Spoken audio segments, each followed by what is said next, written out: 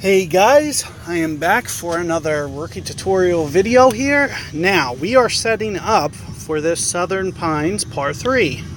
So, first thing I want to make a note of is I like to put side spin balls on for this hole.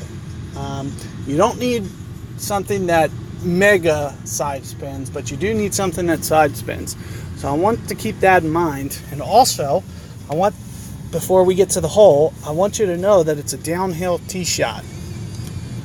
So you're going to need to overplay your adjustment a little bit. So no matter what the wind is, I'll try to, whether or not I go right or left, I'm not really sure. It's really going to depend on what the wind looks like. And here you see I'm putting on a Marlin just to give myself just enough side spin because it's really crucial for this hole. I'm going to go at it. Most likely you're looking at driver. I'm going to use quarterback. You can get away with Thor's Apocalypse, but I'm doing this just kind of for accuracy, but also just to kind of show you guys what else is possible, because this is going to be very doable with quarterback as well. So let's go ahead and dive into this hole, see what it looks like. And like I mentioned before, it is downhill on this.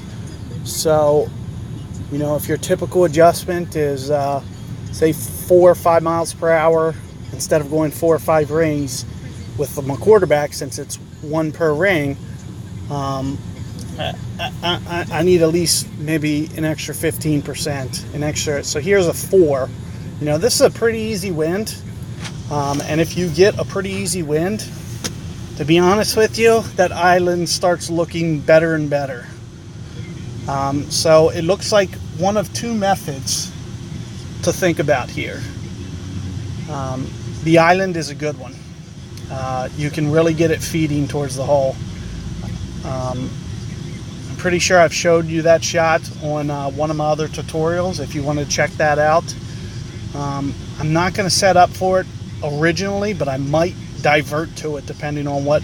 Other than that, I'm thinking, the best approach here is left if you want to get the hole in one. I think it's going to be over here, to be honest with you. And notice with quarterback, I have a lot of ball trail.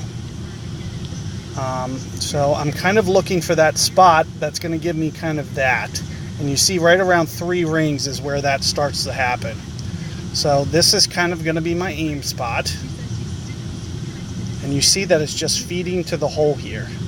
So what you see is, instead of, pulling 3.8 rings, I'm going to pull 5 here. I'm just going to let you guys know I'm going to play the extra wind.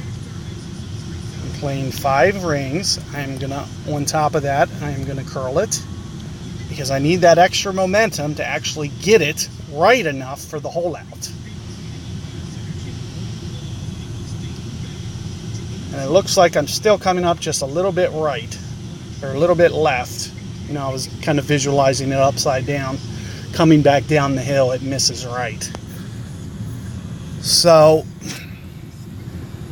just a little bit more curl, or, you can up your side spin ball, put a Quasar on, and then, it minimizes the amount of curl.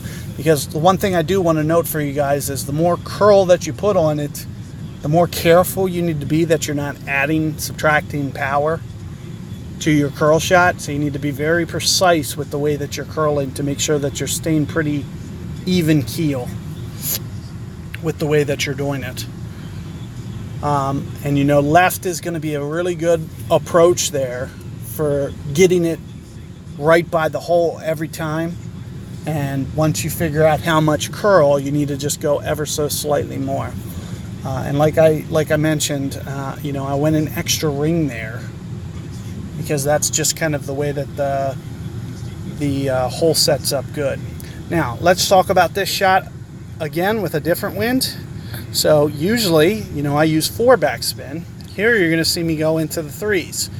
Now, there's a reason for that, because I need it to land longer, and since it's into the wind, it's going to start to basically check up from the second it lands. Now, like I mentioned before, instead of going the usual 5 rings that I might go here, I'm going to go at least minimum 6. So there's 5, there's 6.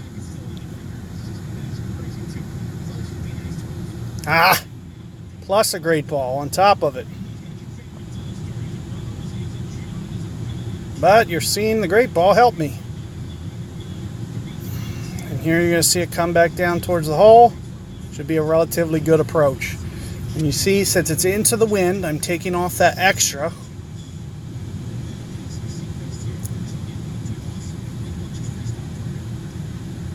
Because I'll usually go 4 backspin there, and you saw me go 3, 3 1/4, and it came out speed-wise perfect. You need to take that spin off when it's into the wind, because that wind is countering the spin that you're putting on. So if you put 4 backspin, it's actually, restricting it from being that 4. It's going to be more like, it's going to come in more like 5 backspin, for example, and 5 backspin. So sometimes you'll see guys put it in the cliff here when it's into the wind, and that's part of the reason why, is they're not factoring in what's happening to the ball. So keep that in mind.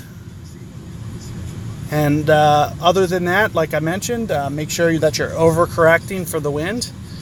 And it might be easier to rotate the screen backwards, because I was kind of pulling away. It started to get to where it was a little, I couldn't really tell how much I was adjusting, but I knew I went like 6-ish rings, but it was hard to see. So you might want to flip from the other view and pull down so you can see a little bit more precise as to how many rings you're going, because I would have liked 6.5, but I wanted to make sure that I didn't get too much accuracy loss there with the way that, and so I was just being a little careful with how many rings I went.